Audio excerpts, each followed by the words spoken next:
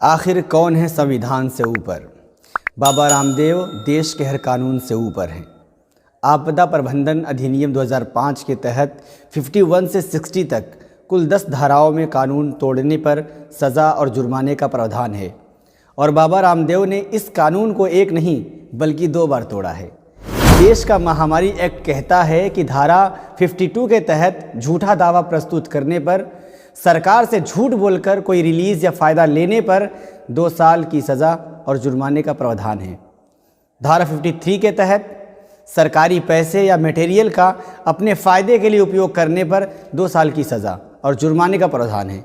धारा 54 के तहत आपदा के बारे में झूठी सूचना फैलाने पर, जिससे जनता में डर पैदा होता हो, 1 साल की सज़ा और जुर्माने का प्रावधान है।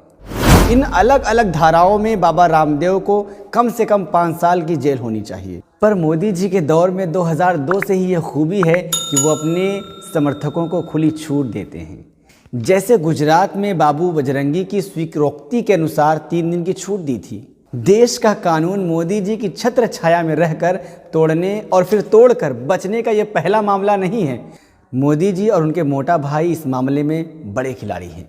मोदी जी और उनके मोटा भाई ने यह कला गुजरात में ही 2002 से सीखा है कि अदालत की कार्रवाई का सामना करके उससे निर्दोष सिद्ध होने से बेहतर है कि अदालत तक मामला पहुंचने ही न पाए और ना कोई जांच हो, ना कोई FIR हो, और फिर कहो कि उनकी सरकार पर कोई आरोप नहीं लगा।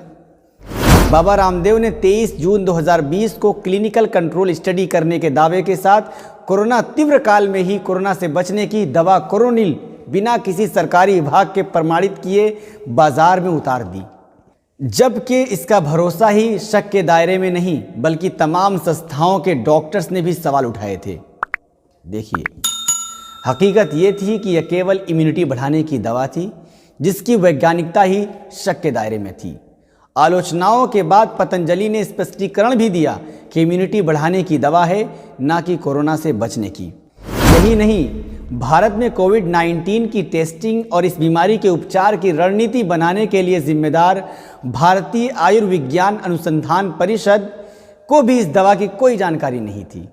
विवाद के बाद भारत सरकार के ही आयुष मंत्रालय ने इस दवा के प्रचार और प्रसार पर रोक लगा दी, जबकि तभी धारा 52 के तहत बाबा रामदेव पर झूठा दावा प्रस्तुत करने, सरकार से झूठ बोलकर कोई रिलीज़ या फ़ायदा लेने पर 2 साल के लिए जेल भेजना चाहिए था और पतंजलि पर जुर्माना लगाना चाहिए था।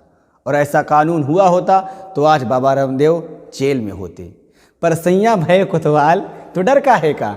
अब बाबा रामदेव उससे आगे बढ़कर 2 केंद्रीय मंत्रियों, सड़क और परिवहन मंत्री नितिन गडकरी और सबसे महत्वपूर्ण देश के स्वास्थ्य मंत्री हर्षवर्धन की मौजूदगी में फिर से कोरोना का बचाव की किट कोरोनिल को WHO द्वारा प्रमाणित बताकर झूठ बोला। विश्व स्वास्थ्य संगठन यानी WHO ने इसका तुरंत खंडन किया। देश में महामारी एक्ट अभी भी लागू है।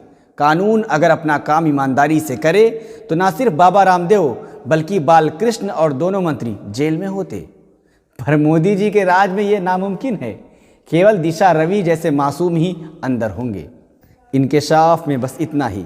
इसी तरह झूठ के मलबे से सच को जानने के लिए देखते रहिए NIN। नई आवाज़, नई परवाज़।